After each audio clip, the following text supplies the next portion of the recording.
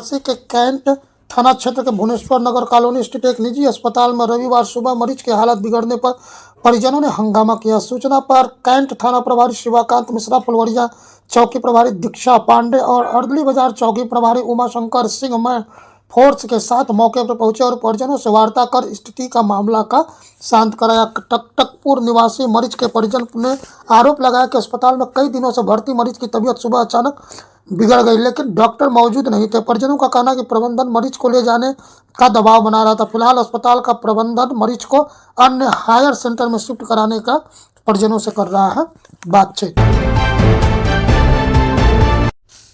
बिहार चुनाव, जनता के सवाल। नेता बेहाल। विधायक श्रेयसी सिंह को जनता ने घेर कर पूछे कि कहा हमने आपको चुना, लेकिन पिछले 5 साल में एक बार भी आप झांकने नहीं आई।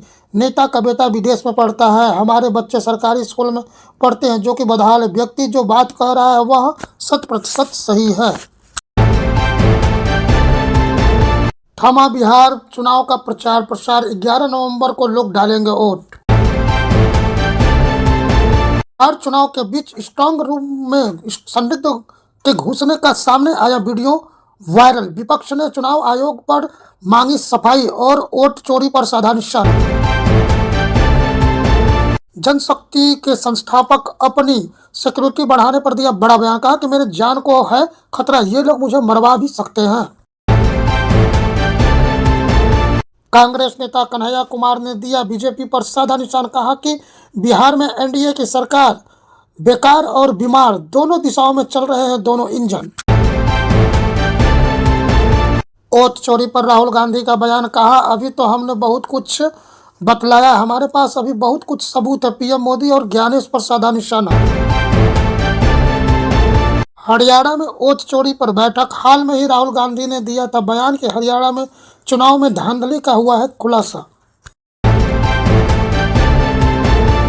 आरएसएस प्रमुख मोहन भागवत का बड़ा बयान। कहा कि भारत में रहने वाला सभी हिंदू, ईसाई, मुसलमान भी भारत के ही संतान।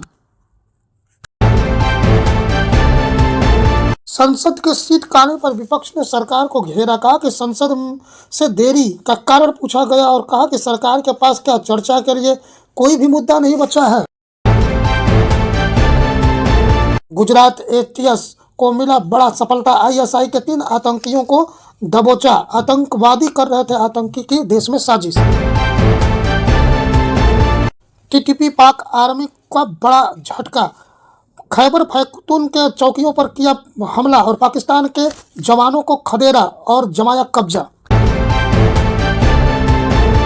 अफगानिस्तान को पाकिस्तान की खुली धमकी। कहा युद्ध हुई तो पीछे नहीं हटेंगे, बढ़ी दोनों देशों में तनाव।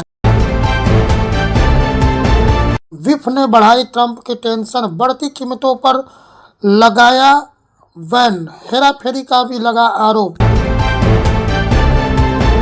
नेवी में चीन का शामिल हुआ फुजियाना।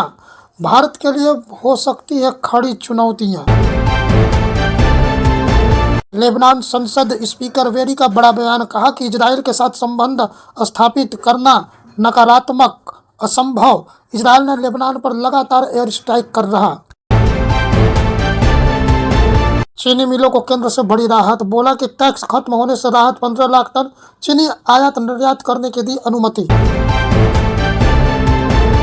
शेफाली वर्मा का ग्रैंड वेलकम रैली और निकाला गया रोड शो। पगड़ी पहना करके किया गया सम्मान।